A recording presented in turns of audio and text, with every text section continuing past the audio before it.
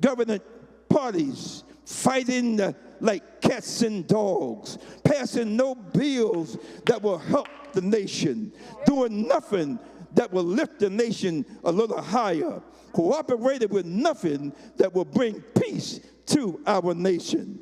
Yes, as I looked at 2020 of the United States, it sounds like the days of Habakkuk to me, dark days in the nation of the United States of America.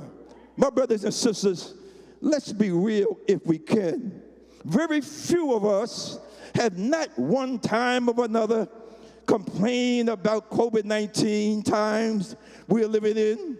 These 18 and 20 months of almost 2 years, hundreds, thousands touched and dying because of the disease. Moms dying, dads dying, husband dying, wives dying, children dying, friends dying, co-workers dying. Hospital wards are crowded. No vaccine was found at first. And when it was found, a number of the population was too great to get the vaccine to them. Unfairness in who would get the vaccine first. Many cities, there was major shortages.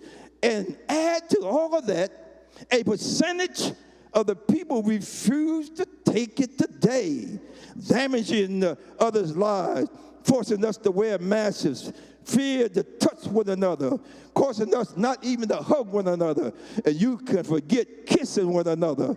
These are dark days that we're living in. Yes, yes, yes, according to my understanding, very few of us, if any, have lived through these days without a complaint of some sort. Most of us are saying or have said, we don't want these problems and trials that life has given us in the 21st century. Sickness, trials of death and dying, prosperity shortage, fear and fighting, killing in the streets, uncertainty and untruth told to us, suicide percentage going up. And in many homes, my friend, there is more crying going on than shouting. Dark days that we're living in. Prophet Habakkuk, how did you deal with all your pain and suffering in your dark days? When nothing seemed to be going right in the dark days of the nation Israel. I can hear him say in chapter 1, well, for one thing, I knew that my God was still in control of this world. In spite of all of the apparent triumph of evil, he had this whole world in his hand. Yes, secondly, my God is the creator of all things. He is all powerful. Yes, he's Elohim, if you will.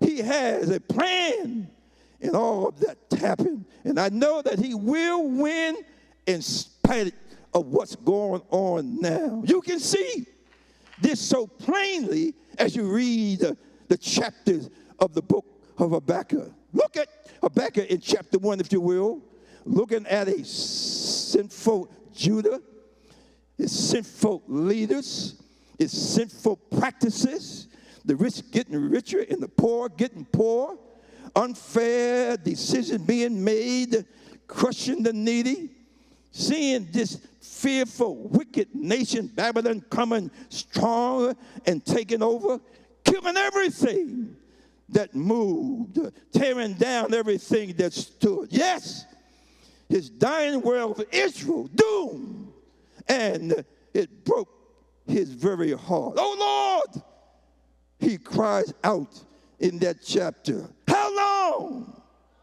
How long? And I'm going to call before you listen. He shouted over and over again as if God would not answer him, because I have never seen this kind of sin and sadness all around me. In chapter 2, read it when you go home, God began to speak to Habakkuk, telling the prophet to write his answers in large letters so all that can see and understand. It may seem that wrong is winning and evil has the upper hand, but eventually righteousness and goodness will prevail and good will finally win out. It may not come quickly, he says to the prophet, but it will happen. Be patient, my brother. God will work his plan out. Only trust in him and hang in there. After Habakkuk heard this answer from God, Habakkuk comes to the conclusion that God is still alive. This is Bishop J. Lewis Felton thanking you for joining us for the Mount Airy Kingdom Worship Experience. May you continue to partner with us as we share the gospel of Jesus Christ throughout the world. We love you in Jesus' name.